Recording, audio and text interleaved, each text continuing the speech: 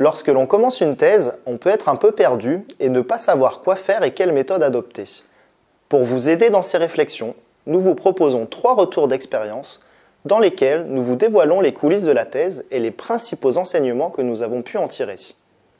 La durée d'une thèse étant de 4 ans et demi en moyenne, nous vous conseillons avant tout de choisir un sujet qui vous passionne et qui ait du sens pour vous.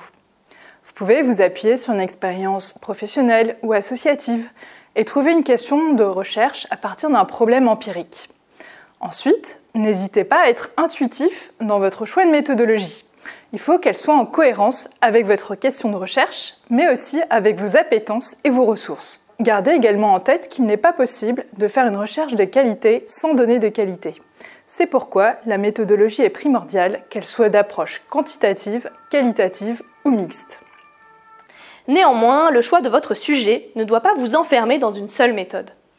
Vous conduisez plutôt des études qualitatives dans votre thèse, intéressez-vous tout de même aux méthodes quantitatives et inversement.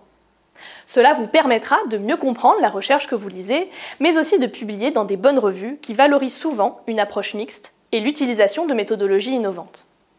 La thèse est une occasion en or pour se former et découvrir la variété des méthodes à disposition.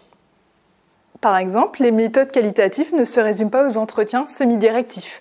Pendant notre thèse, nous avons opté pour une approche ethnographique et l'étude de cas. La thèse est le moment propice pour être créatif et expérimenter de nouvelles méthodologies. Si les sections méthodologiques paraissent parfois appliquer des recettes toutes faites, en réalité, il y a beaucoup de bricolage. On n'accède pas toujours au terrain comme on le souhaiterait. Il faut négocier avec les enquêtés et s'adapter à toute situation. Armez-vous de patience et de détermination. Il ne faut pas avoir peur de faire des choix méthodologiques et assumer des changements en cours de route. Par exemple, dans ma thèse, je suis passé d'une première analyse basée sur l'étude de cas multiples d'Eisenhardt à une analyse plus micro des pratiques des managers interrogés. Les changements sont naturels dans un processus de recherche, il faut le savoir et être transparent pour rendre compte de la méthode. Néanmoins, avant d'être créatif dans vos méthodes, il est important d'avoir des bases solides et de bien se former. Essayez d'être le plus tôt possible au clair avec des notions de base comme la p-value ou le R2 et d'utiliser rapidement des outils comme R qui a l'avantage d'être open source, gratuit et reproductible. N'ayez pas peur d'apprendre en autodidacte en explorant une diversité de ressources et à poser vos questions à des chercheurs sur des réseaux comme ResearchGate par exemple. Bref, croyez en vous. C'est normal de ne pas tout comprendre tout de suite et cela ne veut pas dire que ce n'est pas fait pour vous. De plus, qui dit créativité ne dit pas forcément absence de contraintes et de règles.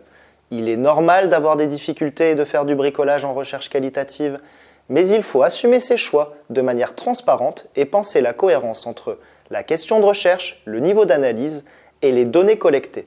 Nous vous invitons à être réflexif par rapport à vos données et authentique dans votre démarche.